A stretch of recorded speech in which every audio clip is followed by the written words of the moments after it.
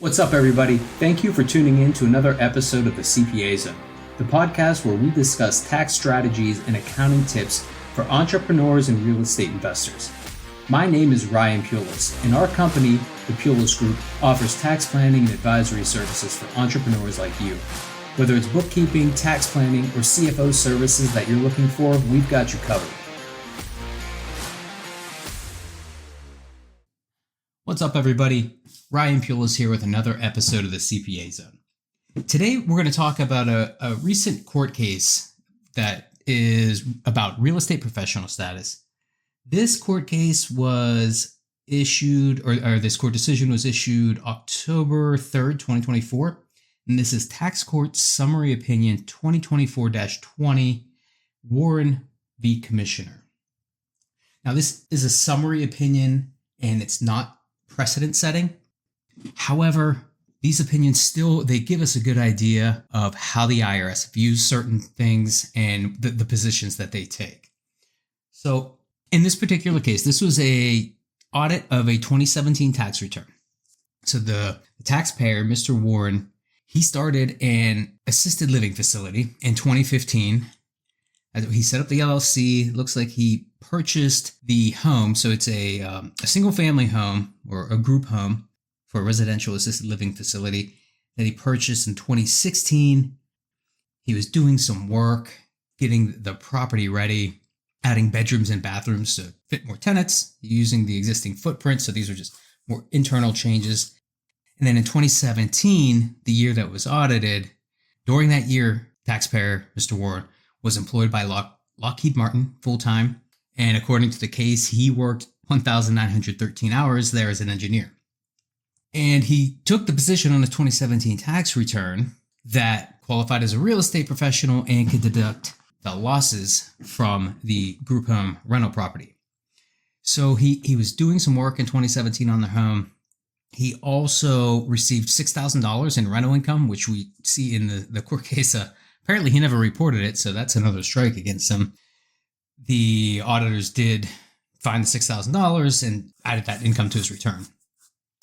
But $6,000 at a residential assisted living facility is pretty low. That's in many areas, that's the cost for 1 month for one resident. Now, so it seems like he did not have much activity going on.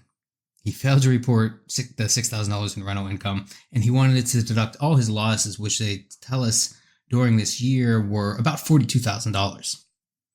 Now, in this case, you've probably already figured out he lost. Mr. Warren lost. He wasn't allowed to deduct his losses. They found he did not keep contemporaneous time logs for the time he spent renovating this house. He was doing all the renovation work himself. Apparently, that's what it sounds like anyway. We don't know that for certain. It sounds like that because the court says he didn't keep logs of his time spent renovating the home. He put together two different time logs for trial. One was showing 1,421 hours and another done the night before trial showing 1,628. Now remember, he worked over 1,900 hours for Lockheed that year. He had very little evidence supporting any of the time that he showed in his log that he put together after the fact. It was mostly just supported by his own testimony. So that's another strike that's going to go against him. You really should be keeping time logs for real estate professional status, material participation. That will be one of the first things they ask for in an IRS audit. Now, the passive activity loss rules under Section 469, they tell us that any trade or business that you do not materially participate in is passive. You can only deduct losses to the extent you have passive income. And any rental activity is per se passive. It's passive by default. Now, there's some exceptions to this per se rule for rental activities we've talked about many times, one being real estate professional status. When you sell a property, those losses are freed up. And the second is the special allowance of $25,000 when your income's under 100 grand. Now, they tell us the taxpayer's income this year was almost $200,000, $193,000 it looks like. So he's not going to qualify for the special $25,000 deduction. He didn't sell the property, doesn't qualify there. His only hope here was to qualify as a real estate professional, which to qualify as a real estate professional, first, more than 50% of your time needs to be spent in real property trades or businesses. And you have to have at least 750 hours in real property trades or businesses. Now, it sounds like the court really didn't put much faith into his after-the-fact time logs he created, but even if they did, and they went with the larger one, 1,628 hours, he could clear the 750 hours mark if they accepted that, but he still fails the 50% test because he worked over 1,900 hours for Lockheed that year as a W-2 employee.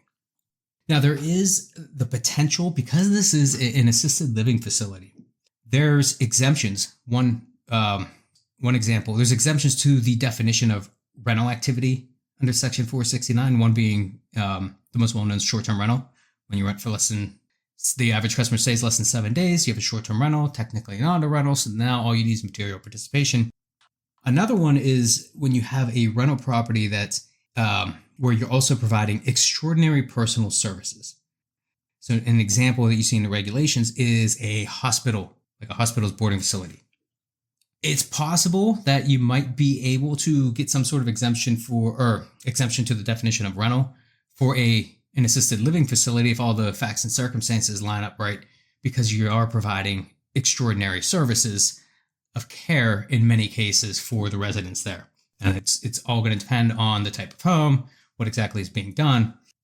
He didn't really go for that, and I'm assuming because there was only $6,000 of rental income, probably very little actually happened in 2017.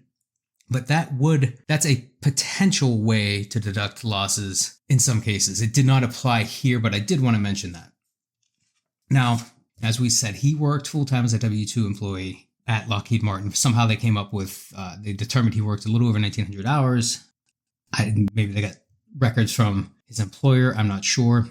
But he didn't keep contemporaneous time logs of his time. So they just said he did not have enough support, even if he had enough hours. But the fact that he worked 1,900 hours at Lockheed Martin during the year, the logs he did submit didn't meet that more than 50%. So he did not qualify as a real estate professional, was not able to deduct his losses. And then he received a 20% accuracy penalty on top of that. So when you understate your income, there you can receive a 20% penalty on top of the tax you owe and the late payment penalties and the interest.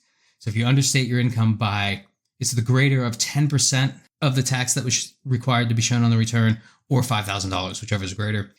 If you exceed that, then you receive this additional penalty that's equal to 20%. So this taxpayer, Mr. Warren, really got hammered here, but it's because he didn't qualify. He didn't keep good time logs. He didn't have the support. It doesn't tell us if he had representation. Often that accuracy penalty, if you rely on representation that tell you qualify, that's sometimes a reasonable cause exception to that penalty. So I'm guessing maybe he self-prepared here. It's not clear. But again, it just goes to reiterate how important keeping the time logs is and making sure you know what you're doing. When you're taking an aggressive position like real estate professional status, you really should have someone helping prepare your returns. Or if you've been doing it for a while and you're very familiar, maybe get someone to take a second look so you have a second set of eyes, and just make sure you really understand what you're doing and have very good records to support it. So anyway, thought this was an interesting case, relatively new. I hope you found value in this episode. If you did, please hit that like and subscribe button and leave a 5-star review. Until next time, have a great day. This audio segment was edited by me, Adam Rothstein.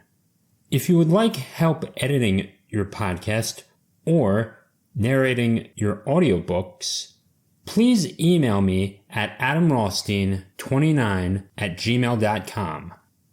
That's ADAMROTHSTEIN29@gmail.com. So that about does it for this episode of the CPA Zone. Thanks for listening, and I hope you found something valuable that you can take away. We are taking on new clients, and if you'd like to work with us, then go to our website and fill out the client intake form on our contact page. This can be found at thepulisgroup.com/contact. That's THEPULICEGROUP.com/contact.